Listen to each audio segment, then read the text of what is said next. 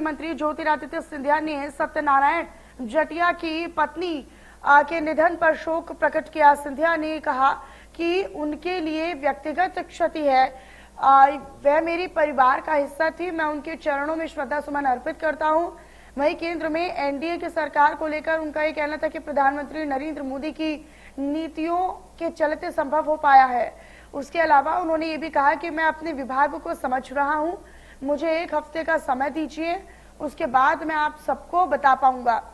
आपने देखा है कि जब मैं नागरिक उड्डयन और इस्पात मंत्री था तब अपना 200% दिया और अब भी 200% देने का प्रयास करेंगे।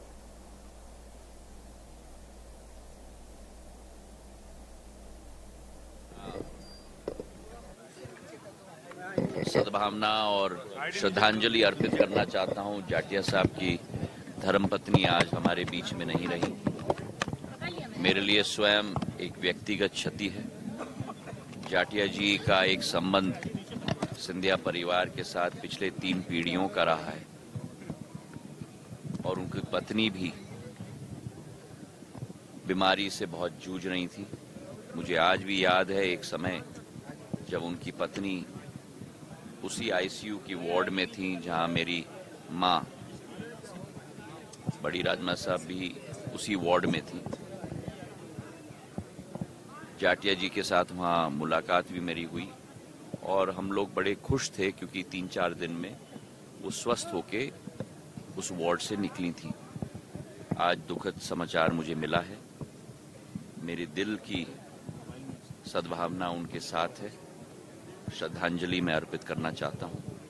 और आज भारतीय जनता पार्टी के कार्यालय में हमारे संस्थापक गण दीनदयाल उपाध्याय जी, श्यामा प्रसाद मुखर्जी जी, कुशाभाऊ ठाकरे साहब, मेरी आजी अम्मा बड़ी राजमाता साहब को पुष्प अर्पण करके हम सभी लोग ये प्रण और संकल्प लेते हैं कि जो मध्य प्रदेश की जनता ने आशीर्वाद 29 के 29 सांसदों को दिया है, देश में प्रधानमंत्री जी के नेतृत्व में तीसरी बार भारतीय जनता पार्टी की सरकार स्थापित हुई है। तन मन के साथ एक एक क्षण देश की सेवा में हम लोग देंगे और प्रधानमंत्री जी के नेतृत्व में देश को एक विकसित भारत का जो संकल्प है उसे हम लोग साकार करेंगे।